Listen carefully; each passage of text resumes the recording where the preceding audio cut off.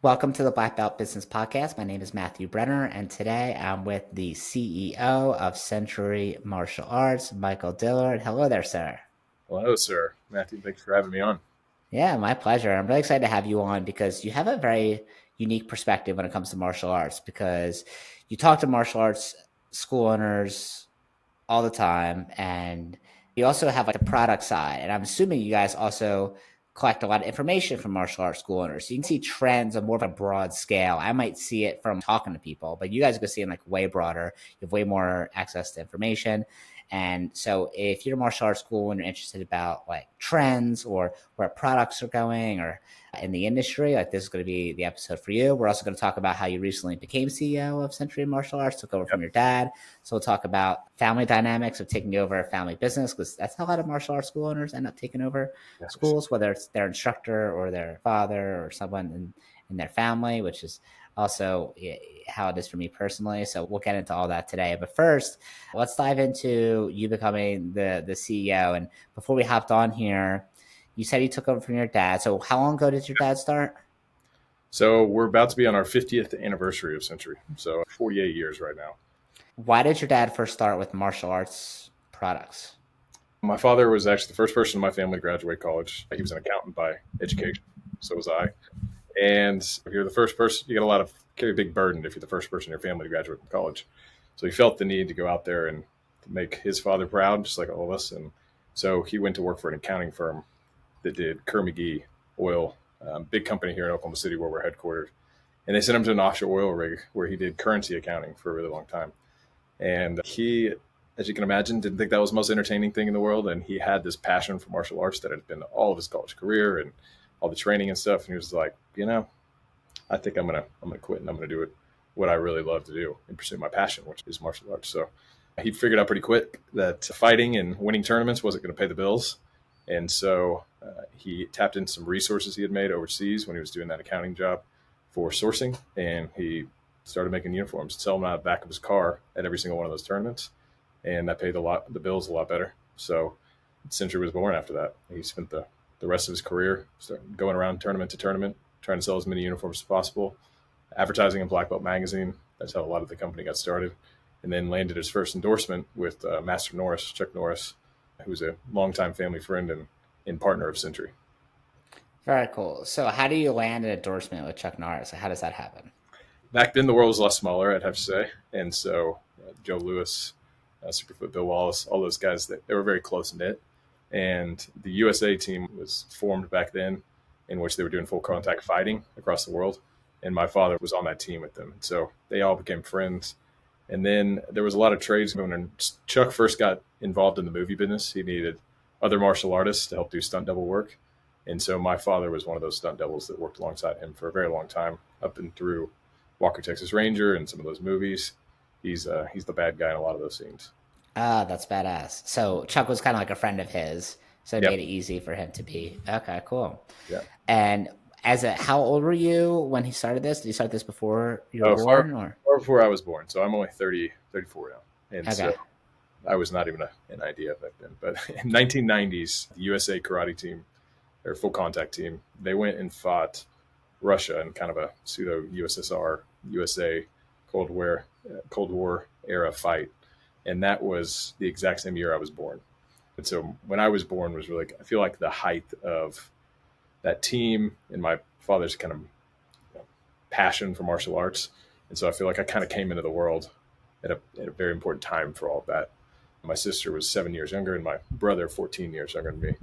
And so I was brought I think that they were, by the time I came along, they were all pretty much over the martial arts piece, not being as active in it as I once was going to become, and it kind of being a theme of my father having to leave and to fight and to travel all the time. He soon retired from fighting after I was born, and then I just got to live in the exciting kind of building Century period of his life. So by the time you were born as a kid, was Century already successful, or is it still? What point did it kind of take off of a thriving business? I think it was. Anybody who was a customer back in the 1990s knows. I mean, we definitely established ourselves as a great partner for all the martial arts schools in the United States. But I think back then, Taekwondo and stuff, I mean, the Karate Kid was shortly came after that. All these things that were very media driven that helped martial arts kind of grow and grow, they also happened at that period in time. So I think that when I was born, Century was already well established, but what happened between when I was born and now has really made the martial arts in the United States explode. Taekwondo, of course, was already a big deal in the United States after the Korean War, but it's things like the UFC and the Karate Kid and all of the movies of Bruce Lee, all this kind of stuff was flourishing right around that period in time, and it kind of accelerated after that. So I assume when you were a kid, your dad like teach you business while you were growing up. Was that part of the conversation around the dinner table? Like how hey, you're going to take over someday? How did that work? So, like I said, I had a brother who was 14 years younger than me, or older than me, sorry, and a sister who's 7 years older than me. And they both no interest really in martial arts. And so by the time I came along, I think he thought, that's probably not going to happen. And so he's an entrepreneur by nature. And so I think there was a lot of conversation about being an entrepreneur and what that's like. And any martial arts school owner can definitely relate to what it's like to be an entrepreneur, I have to say. But my experience of dealing with martial arts school owners and seeing them, and I've never owned a school myself, I will admit, but Oklahoma City is filled with them. And so I like to participate in those. I don't like to be owner of one. And when I hear about the things that they're going through, it is the exact same stuff that Century goes through from a standpoint of the legality of things and keeping your business going and how do I market and how do I keep people coming in the door. We're having all those same conversations. They just look a little bit different. So it has to do with products and online customers and things like that. But any entrepreneur faces a lot of the same challenges. And so that was really what our discussions around the dinner table tend to be like. I was always involved in martial arts, unlike my siblings. And to this day, me and my dad, we still train together all the time. We have 2 gyms inside of our facilities here at Century. And so we take every opportunity we can to train as well as train our employees here. Very cool. So when you were growing up, you would talk about general concepts for entrepreneurship, but it wasn't like, okay, one day you're going to take the reins of the Century machine. No. I'll never forget. I mean, for me, my moment, I guess, was sitting in college and I was watching one of my very smart roommates at that time, got a suit on and was what I thought he was going to class. I was like, why are you wearing a suit to class? And he was like, I'm not going to class, I'm going to the career fair. I was like, oh, the career fair. I didn't even know, oh man, maybe I should probably start thinking about what I'm going to do for the rest of my life. And so I got in my head that I actually want to be a lawyer. Took the LSAT and did not like that. And so I went to him the next day after I really started wrestling with becoming a junior in college and thinking, yeah, you're right. I'm going to be on my own. And I was always good in school, but I never really thought to the end of school. I guess that was a little naive of myself. And so I sat down with my father at that point in time and said, what are you going to do with Century? And he said, well, none of you guys really seem interested in it. So I think we'll just have to sell it or we'll take on investors or I don't know what we're going to do. And so, I don't think we want that. That's going to be maybe a great bank account or, some generational wealth or something. And that sounds all great in theory, but I kind of want a legacy and I want to build something. And I was I guess, young entrepreneurial minded person too. So I took that as a very pivotal conversation to say, hey, I'll raise my hand. I'm willing to take this on. And I think he was really always wanting and waiting for somebody in our family to say that. And I didn't know that he was waiting for that, but he was kind of embraced that and we've grown together ever since. So was he skeptical of whether you were actually going to stick with it, you think, or were you apprehensive at all? Hey, this is cool, but it's my dad's business. I probably want to do something else. I think that's probably why up until then, I was always apprehensive. I never thought that I could ever have a say in it, I guess. Put it that way. He knows it's sometimes striking when I speak to my father, he knows, where the business is going, what's in his mind. This is 100% my way, the highway, kind of not a mentality, but he carries himself that way. And so I always thought, well, there's no way he's going to accept my opinion. Then we start work together and fast forward, and that is a great persona. But turns out, everyone's got a little bit of, oh, is this the right decision? And having those kind of discussions. And now we were kind of partners in this endeavor. And I feel like he's been pretty welcoming to any suggestions I have and allowed me to help steer the ship a little bit. And now that he's taken a back seat, I've learned how to kind of carry myself in the same way, but also feel confident in those decisions we make and where we're going together. Have you ever thought, ever crossed your mind? I think of this show Succession because it's kind of what's happening with you. You have this company, dad built his whole life building it, ends up being one of the, the world leaders in martial arts gear. And like he could just have it pay out and sell it, and then you get just get a trust fund or something, money over time. But you're like, okay, I actually want to run it. But part of you think like, why not just go do something else? I'll make some money anyway. Like later in life, doing taking over or getting just getting a paycheck from it, not a paycheck, but money from the sale eventually. Did that ever cross your mind, or did you feel like that just didn't was something you didn't want to do, or too easy, or? I'll tell you, it never crossed my mind then. It does more now whenever you get a phone call a week who's trying to get it. But in the end of it, it's probably the same decision again that any other school owner probably has. You sit here and you think, oh, I can sell it. Or you walk out there and you're on the mats and you train and you get to do what you absolutely love for a living. And you're like, hey, it's paying the bills. I'm getting paid. I'm employing 250 people here at Century. And I've got 2 gyms here that I love to walk into and train with my employees every single day. And I get to hang out with some of the best martial artists in the world, get to experience that every day. And I mean, I've had the ability now to even change our mission statement. That like I focus on growing the martial arts. So we say at Century that it exists to inspire people to experience the life-changing benefits of martial arts. And that's because I believe that. So I more am focused on what I think is the right thing for Century to be doing and the power that martial arts kind of has for people. And because it changed my life, I think it could change other people's too, and less about paying the bills and the money. Because I do think that's all kind of a byproduct of having your goals and your mission set appropriately. Yeah, I mean, you could have had that anyway, right? Like you could have had money coming in anyway without doing all the hard work. But obviously, you want to be involved, which is really cool. My sister, so we've had Action Karate open for we just reached like 30 years. That's awesome. And the interesting part about it is that's kind of similar to you. So you changed your company's mission statement. My sister, who joined in after a bunch of other careers, maybe like 7, 8 years ago, she, after a ton of convincing and a million talks and just like badgering my brother, actually got him to update our logo.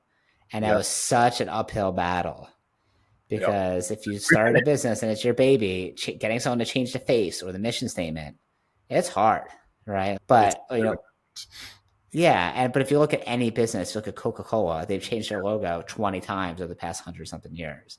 And like that was our argument. And like when we changed the logo, it was hard at first, but then like now everyone likes it way more. It's just, and it's not totally different. It's mostly the same, but it's just a little more modern, a little more smoother lines. It's just better. Yeah. But I know that was such a battle, so I can't get changing the mission statement for a company that's been open for 50 years or maybe whatever it was, 48 years at the time or something.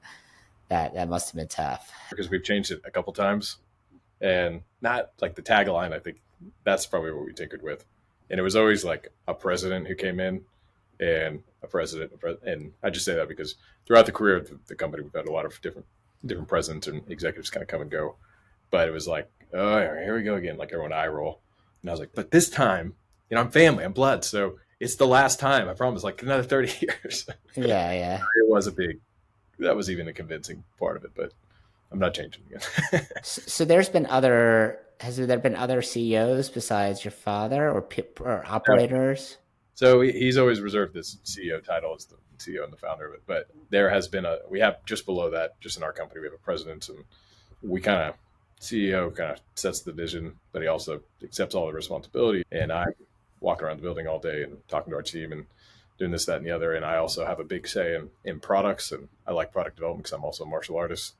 But we have presidents, and it's kind of a position in our company that do a lot of the tactical, diving through the financials and analyzing shipping rates and looking at the market and looking at sales channels and how we're performing and things like that, and help execute tactical type of things inside the business.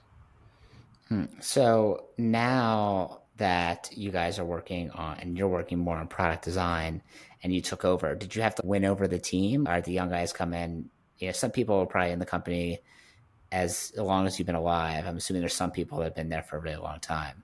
Yeah. So how did you win people over? I started from sweeping the floors. I mean, when I was in high school, before I even knew that I wanted to do this, to discuss in college, I had that conversation, but now I was told that that was not an option. So I was sweeping floors and cleaning toilets as a summer job, just because I wanted to earn some money. And I think people saw a lot of that. I still don't mind sweeping floors and cleaning toilets. I occasionally do, especially mop up things when it rains here in Oklahoma like crazy. But working at that grassroots level, I spent 2 years in our distribution department unloading trucks and boxing up all our customers' orders, and spent some time in manufacture making bags and everything like that. And so I've worked in every single one of our departments in our building for at least 1 year. And so that really enables me to have a real relationship with a lot of people. Not only the people that have worked here for a long time know me, but the newer people see that, I don't just talk about the departments that are a part of our company. I can quite literally just sit in their seat in their computer and get in and work the systems and get on the phones and run the marketing and send emails and do all that kind of stuff. So I try to earn respect just like anybody else does in terms of rolling up my sleeves and getting in there and doing it with them. Mm. Let's talk a little bit about product. One of the things I talk about with martial arts school owners all the time is like, how do we get more women involved in martial arts? Yeah. And over the years, there's been more. Dana White's been great about getting female fighters and promoting them. That's never been bigger than it is now. But still, there's not, I think, enough like female adults that train. And female adults that are in leadership positions in martial arts school that make it more comfortable for other women to train. And I think one of the boundaries women have, and I've heard about this from people who are younger, so in their late 20s or in their 30s, is the uniform. Like they just feel clunky, they don't fit them right, they're designed for a perfect proportional male body, right? Yeah. So I know there's companies that make women's gear, but what is Century doing, or what are your thoughts about having gear that's really designed for women's bodies, especially like a basic martial arts gi? Well, so in terms of the actual product itself, it's funny you said that. We're going through a big redesign of a lot of our cuts of our uniforms right now. And so you're absolutely right. I think that the martial arts kind of fit in your standard uniform has been just over time kind of institutionalized, because you've got a lot of people that go overseas and get them. A lot of people that just a white uniform tends to be a white uniform. That's not necessarily the appropriate way to look at it. And we recently went back and looked at our student uniforms and things like that, and we were probably a victim of that as well. So we put a considerable amount of money into getting some pattern workers here in Oklahoma that are kind of professional in the apparel design world, and relooking at how we do our cuts of our uniforms. And so we're going to be coming out and launching new versions of what I think are much better fitting for not only women, but for kids and big and tall and all those different size categories, because anybody who's worn any kind of traditional uniform knows it's rather clunky. And then you get into Jiu Jitsu and things like that now, where people are very specific about how well these uniforms need to fit, because it's part of the competition, it's part of a tool that you're using to train with. And so people really care about that. And we're going back and trying to fix some of the things I think that have just been standardized over time. I don't think that they're necessarily right. Yeah, I know that even I'm 5'6", so anytime I got a uniform, I always have to hem the pants. Like it never ever fits me right. I'm shorter, so it's always tough. And for women that come in, we'd always have to pre-frame to them. Hey, the uniform's gonna be clunky. You're gonna have to get a hem. It's not gonna fit you right. And it kind of sucks. I'm glad you guys are working on it. The other thing is, I've always loved, in terms of uniform, my favorite Century uniform is the brushed cotton, that really soft one you guys have, and the one that has pockets. I'm not getting a uniform gear that doesn't have pockets. For training, probably not the best, but if you're like an owner or an instructor, you want to be able to put stuff in your pockets while you're managing a mat, right? If you're like training, probably unnecessary, right? But I needed to be able to put a pen or a piece of paper in my pocket or something. I needed to have that, because in here, if I put it in here, which everyone's done, put their, in their lapel, it falls out when you're doing a kick. Yeah. And then, I can't tell you how many times I've done a kick in class, and then, my phone bounces around and hits like a 4-year-old in the foot. And I'm like, oh. It's funny because if you sit in our shoes and you look at everything and you listen to all this feedback you're getting about this kind of stuff, there's two camps. A martial arts uniform, like I said, is sometimes people are trying to standardize it or institutionalize it. By that I mean commoditizing. So it's like a white uniform is a white uniform. And that is the camp that says that I just care about price. They just want a cheap uniform for my martial arts school.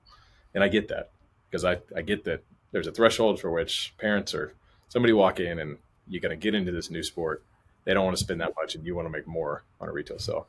But the other side of it is, again, these features and benefits and things that we kind of want to put money and energy into, but they're going to be more expensive. And I don't even say I'm going to charge more.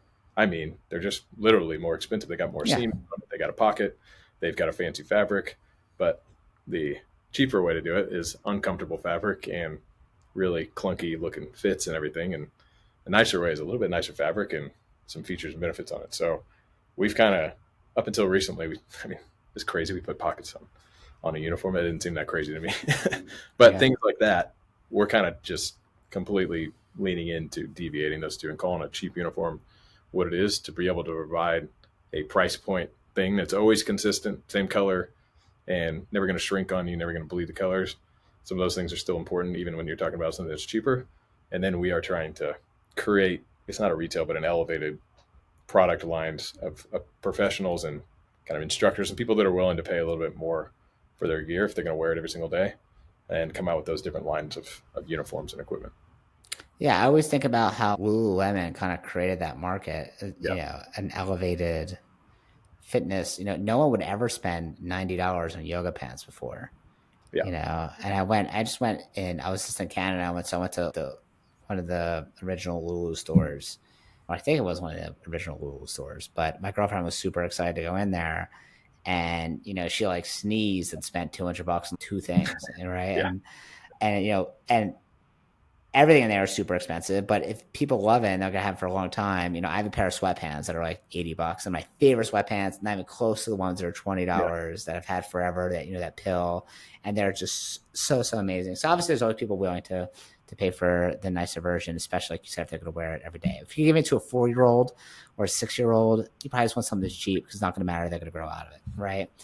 And But for adults, there's some training alternatives or uniform alternatives, I think, that are starting to present themselves, because I think we try to push, and I would encourage any other martial arts school to always push having uniforms part of your program, because it's traditional. It keeps us separated from the wrestling world and everything else, but it's also a chance for you to merchandise your school and to kind of provide culture to what you're putting out there.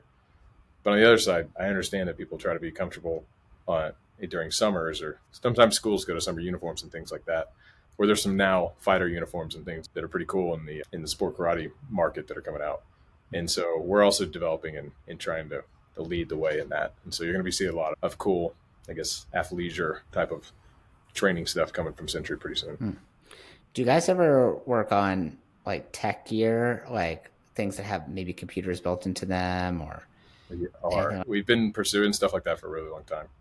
The problem that we've never really committed to anything yet, because I will tell you that everything out on the market involved around martial arts, not to poke holes in any of them, and maybe, disclaimer, maybe some of them have figured this out, but the inputs needed to give you like power and to show you the force of something, you just don't have those inputs in any of the stuff that's out there. And so if you ever get that, it's often false. You think of the arcade punching game, that everybody knows about with the ball, and you hit it as hard as you can, and it gives you some ridiculous number.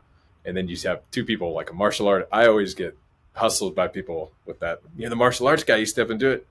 Well, that thing, it's not accurate to like a great technique punch. It has all to do with this whiplash kind of effect. And that's because it doesn't know how my mass. And so force, you have to know the mass, it's just part of the equation. And so we've never come across technology yet that really sets it up correctly. It's always a variable. And if I give it to you and then you want to have a competition and I grab another student, well, then I got to reprogram it, because it, again, has to have my mass, or else it's just not going to give me the right force output. And so we've been hesitant to do anything yet. We do make Fight Camp. Those guys, I don't know if you've ever seen that. It's like the Peloton for boxing. And we make the bag for them. We don't do any of the technology piece of it. But outside of that, we haven't made a full-scale investment, but we are on the edge of doing one right now. So we hope to be announcing that here in the next probably 3 months. Just Yeah. a little. I could agree with you about the tech, because I would say I bought everyone I could find that to see what worked. Like I was like, all right, whatever, I'll spend $150 on this thing on Amazon and see if it works, it doesn't work. And I bought probably 3 or 4 different, just literally, first of all, there's not that many that I could find. It was like literally 3 or 4 I could find on the internet, and they all sucked. They were cute for 5 minutes. And like, okay, this doesn't really work the right way. Okay. And it was fun for 5 minutes. Yeah. And one of them was like a target that was like with like a clapper target. Yeah. So what were you gonna say? I was going to say, they always like to put it on our bags.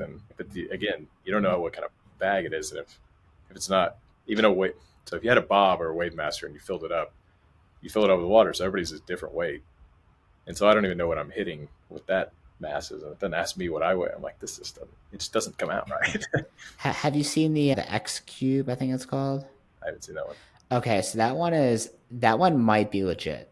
I haven't bought it only because I think it's 3 grand or something, and I was like, and Oh, I really? wanted to, yeah, which is I wouldn't even mind buying that, but I'm like, all right, I want to find someone locally who owns it, some martial arts school that I could Yeah, just drive to, like, hey, can I come try it out? And then I'll buy it. And it's great.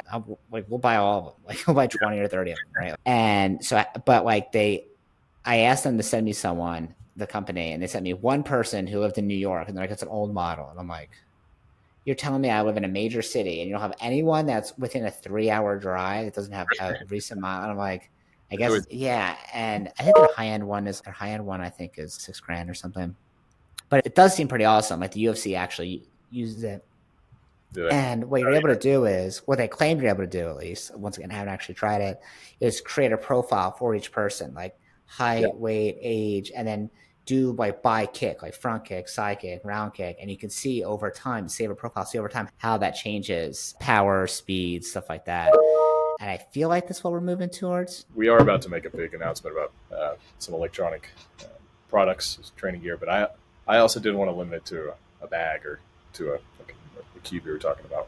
I want to, I really want a connected host of kind of training gear, whether it be tie pads or shields or bags or bob, all these different things. So I think we found finally the technology we're going to commit to, and we make these big commitments. We don't take it lightly. It's kind of like investing in a whole new product line. So I'm excited to see what it can do, and I think that the school owner is definitely who we have in mind. I want to make sure that we design the front end of it, so what the app and all that kind of stuff looks like, so that the school owners can kind of drive engagement with kids as well as adults and help tracking kind of technique getting better. We always talk about internally, like I want somebody to come in for their first lesson and throw a kick, and me to be able to show them just after one lesson or a week of lessons how much better that kick is, and have some data driven results, but also have that same thing that you bought be able to be the fun thing that all the kids want to do at the end of class if they behave well, and things like that to help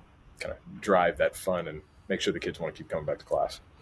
Yeah, I think that'd be a total game changer for the industry. I've had that same exact conversation of, okay, kids will progress, or adults, but they don't necessarily realize they're doing better because they don't have the professional eye. If we could show them, look how much harder they're kicking, look how much faster they're kicking or punching, and they could actually see it, it would improve retention across all the schools. And it's also just freaking fun. Like, it's like, I would like to use it too. I want to know how much harder I'm kicking. Like, why would I not want to know that? And I feel like tech across the industry, across the fitness industry, is all kind of moving that direction. Track every single step an NFL player does in the field and how fast they're moving, and can detect what injuries are going to come or how slow they're moving because of an injury. They know all that stuff. So it's obviously that's expensive technology that'll hopefully get more budget friendly and work more to help us. But I know skiing I don't do you ski? Snowboard, yeah. Snowboard, okay. But there's some sort of device that goes like in your boot that does this. Have you seen that? I've seen a couple different renditions of them. I've seen some in Uh, goggles too. I And don't they, know how well they work, but what I've heard is that it tells you, like, when you're done, where you shifted your weight, like more forwards, more backwards. It gives you suggestions based on how you shift your weight, and it's something that goes in your boot. I've only skied twice, and the second time I slammed my head really hard because my niece and nephew, who are like, I don't know, 10 and 12 at the time, made me go on like a diamond that was definitely inappropriate, and then I didn't go back. we are a little bit crazy about skiing in our family, so we go a lot.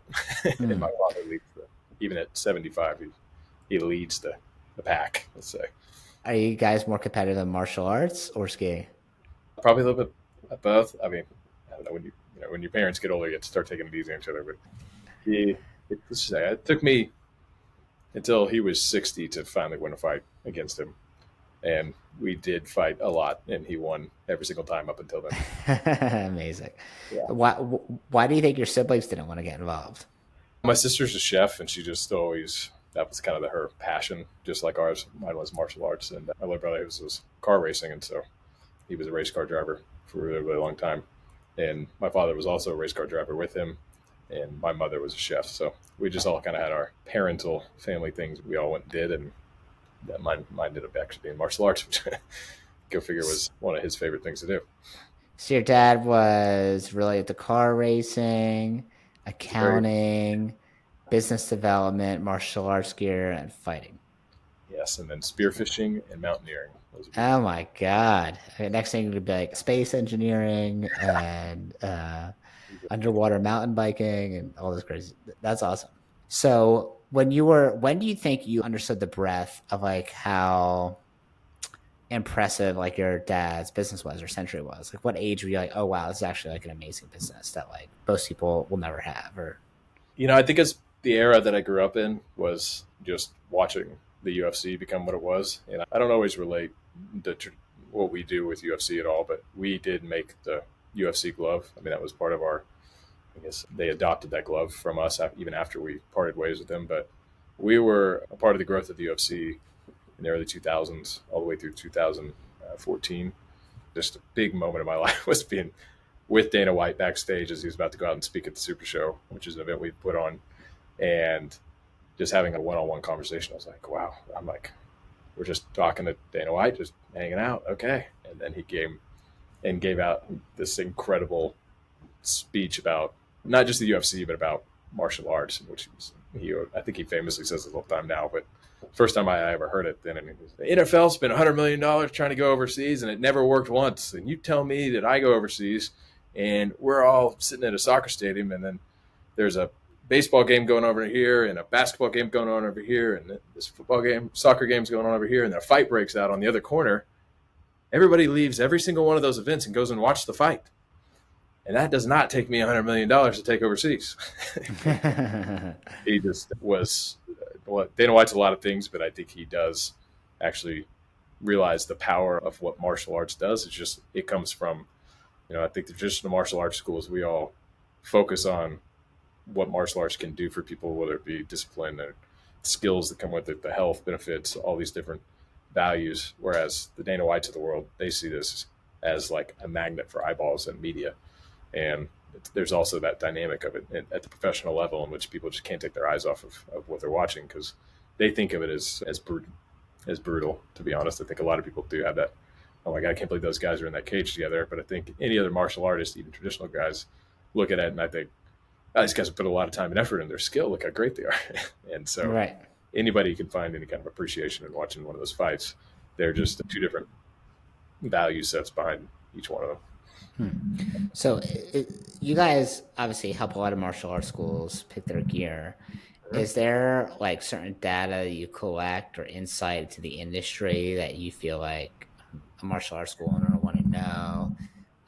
Yeah, and I'm not sure if there's ability for people to comment or to have discussions about this afterwards, but we do have a lot of data, and I always often wonder if other schools want to see that data because, well, it's a lot of it is sales based. I can turn everything into percentages, and those percentages will tell you kind of the trends that are throughout the industry because a lot of martial arts companies focus in on one specific style of martial arts. There's entire companies and brands dedicated to Jiu Jitsu and to Kung Fu and to all these deals. But Century, we do try to take on all styles of martial arts and be very respectful and intentional whenever we develop one style of product or Jiu Jitsu uniforms or Kung Fu uniforms. But we do sell all of them. And so we have kind of anecdotal sales and trends amongst all these different disciplines of martial arts.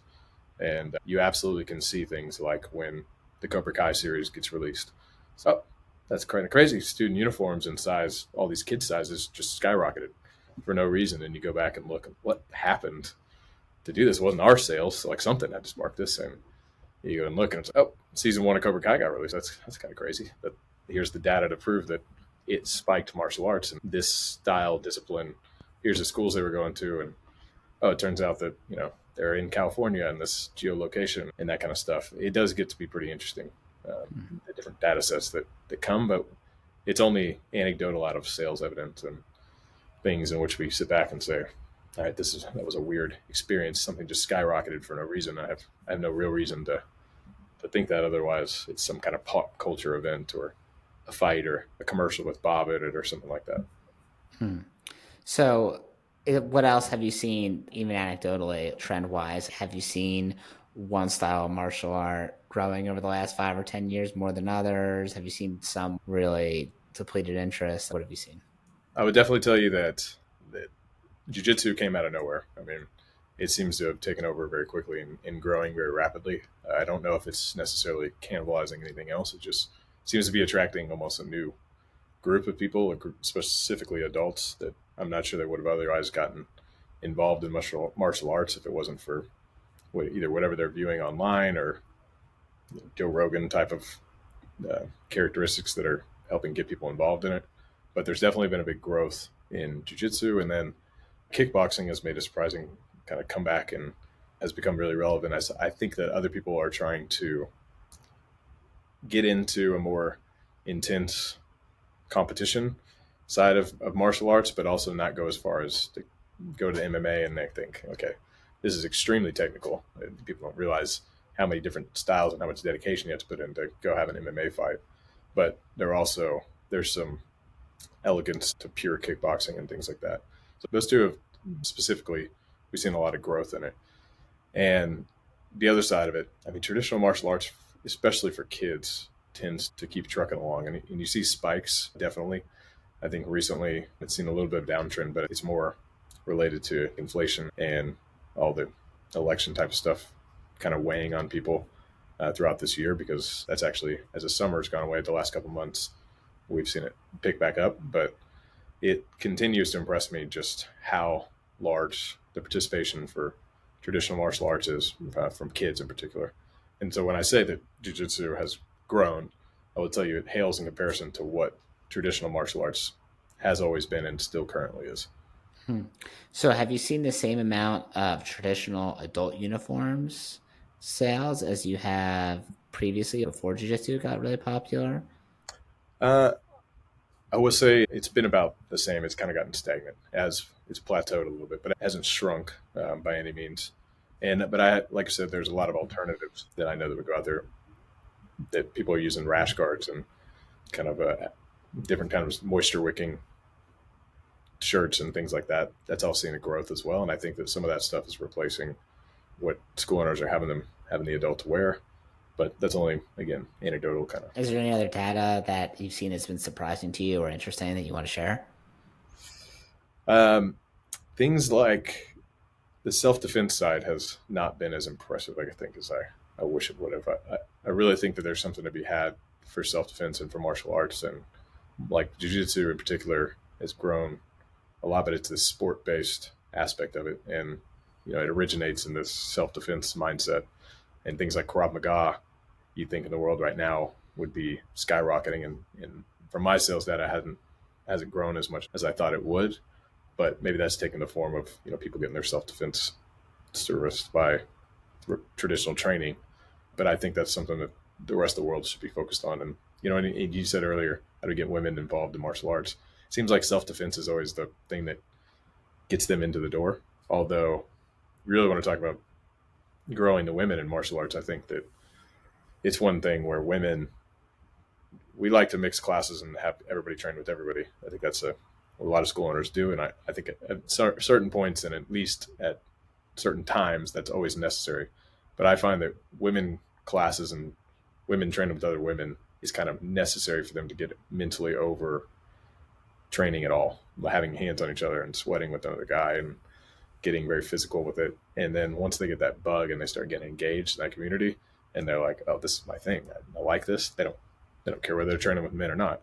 But it's not a mainstream activity that people just come off the street and accept. Oh, yeah, I was with this 200-pound guy yesterday and he was training with me and sweating all. It's just not in their mind. It's not what they consider normal. So I think that keeps women from getting more involved in it. And if you create an environment where there's a women only class or something like that to get people at least initially engaged and allow them to train with other women for at least a short period of time, then the retention of keeping them in your program tends to be a little more sticky and a little longer.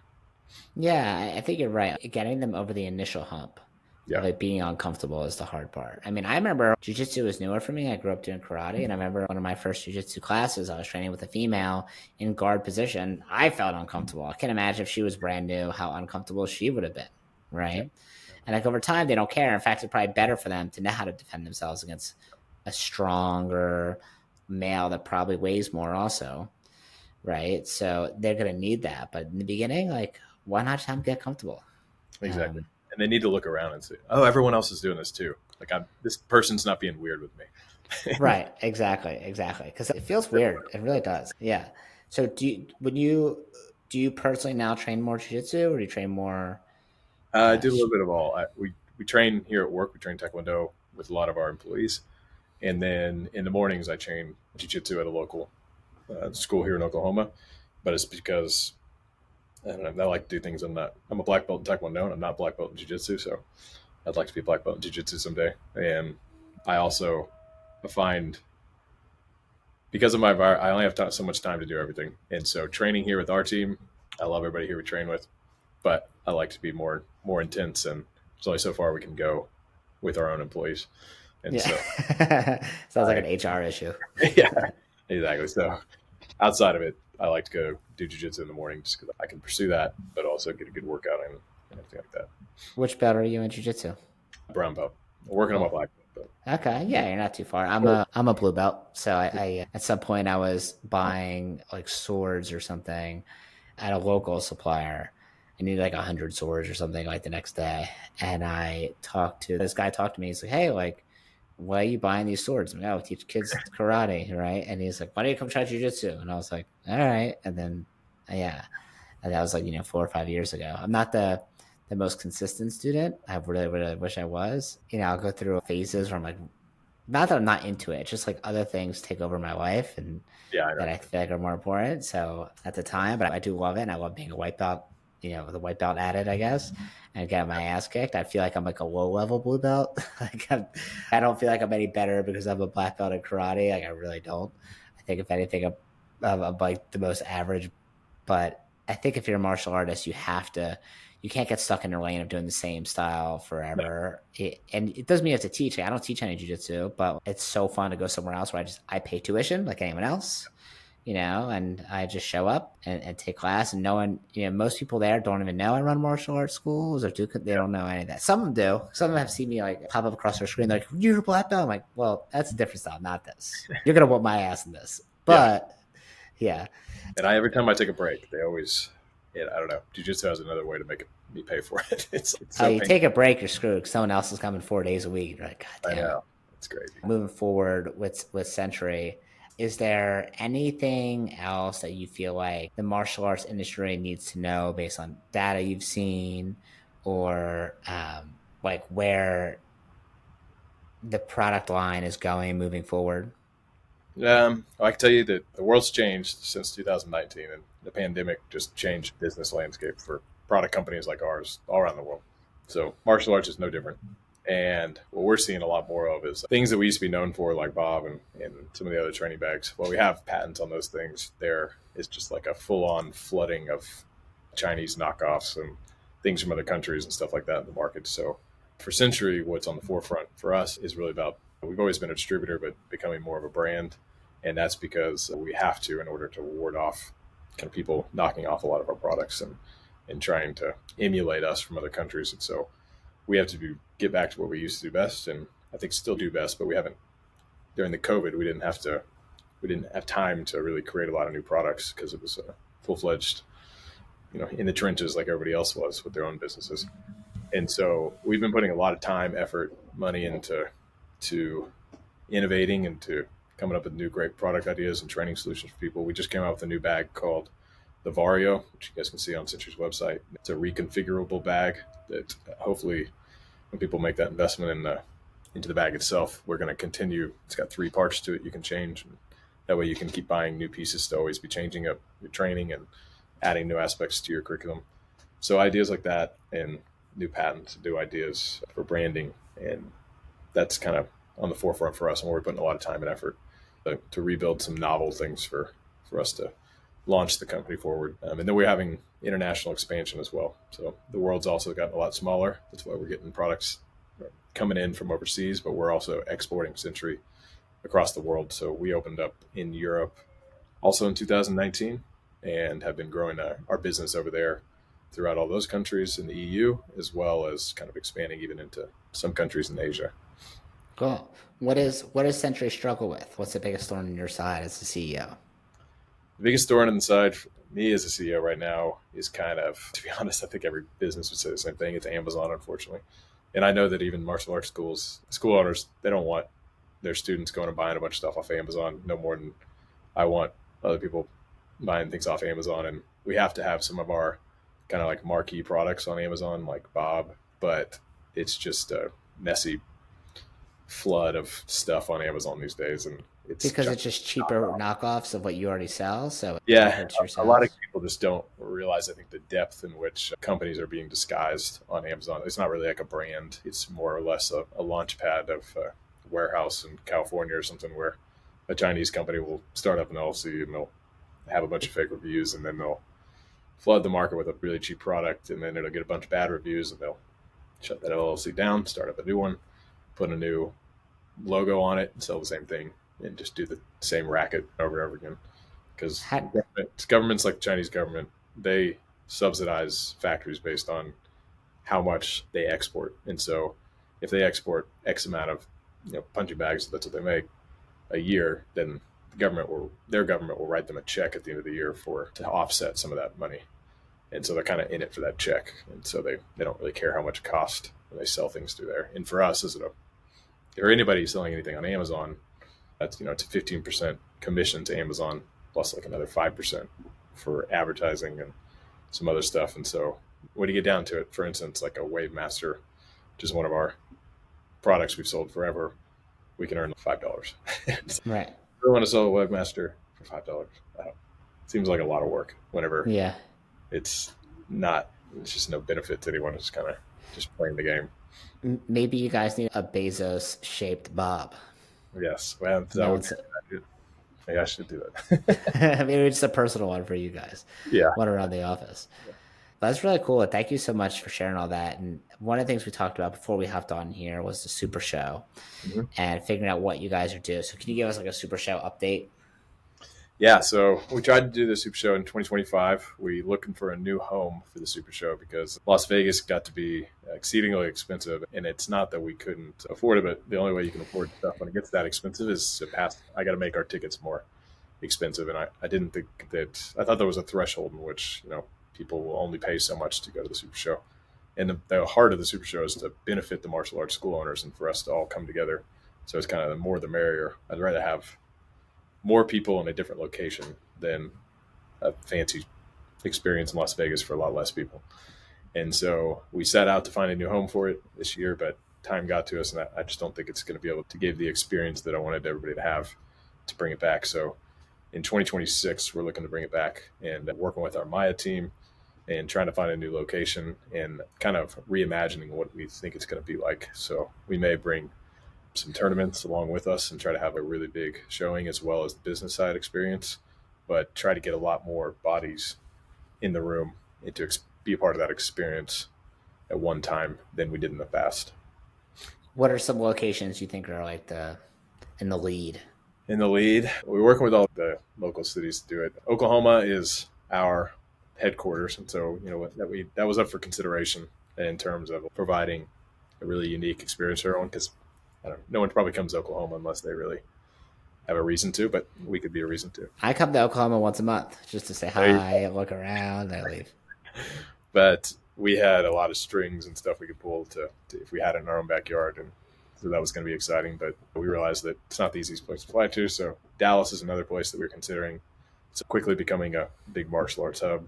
We're looking at Austin as well. That definitely is a martial arts hub now. A lot of schools are opening up there, and a lot of martial arts activity kind of goes on there.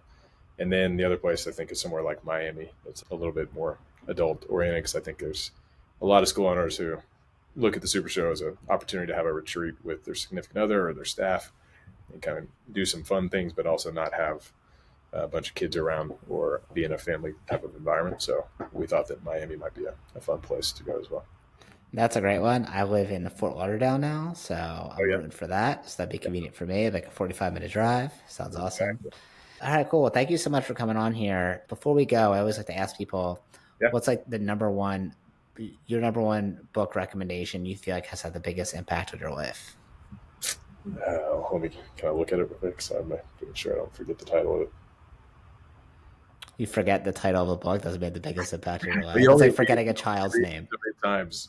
So the one book that I would recommend everyone to read is called The Psychology of Money. And the reason is because I don't know if you read that book, it gives you a different perspective of what you should be dedicating your life to, your business to, and what I think your real goal should be. Because a lot of people always say money doesn't make you happy, but I'll tell you, it definitely doesn't make you happy. But I think in The Psychology of Money, that book, it really puts in perspective the true value of money is giving you back time. And so if you start to respect your own time and the time you put forth effort into, whether it be your business or hopefully more time away from your business, whatever you need it, whatever your value of that is, then I think that it kind of starts to shape your actions a little bit differently when you think of it like that. It's the Cool. one thing you can't ever buy and can't ever get more of, you know? Yep. No matter how much money you have, you can't buy more of it. So thank you so much for being on here. If someone wants to reach out to you, maybe they have a question, they want to yell at you about some Century product they don't like, how do they find you? Any way you get a hold of Century, you can always get a hold of me. So if you call our call center or anything else, but you can find me on Instagram. It's probably the number one way I get reached, which is Mikey Dillard Century on Instagram or any of my Facebooks as well. Cool. Thank you so much for being on here. My name is Matthew Brenner. If you're a martial arts school owner and you want to grow your martial arts school organically, that means without depending on spending money on ads. And we do that with what we call the Triangle Codex, which is recruiting new members through schools, daycares, and businesses, so actually getting in the trenches of your community. I'll show you how to add 60 new students in 16 weeks. If you give me 4 hours of your time each week, I'll show you exactly how to do it. So if it's something you want to do, you can find me on Instagram at blackbeltbrenner1 or visit doubleyourdojo.com. In the meantime, follow Mr. Dillard over here, buy your products from Century. Catch you later, guys. Bye.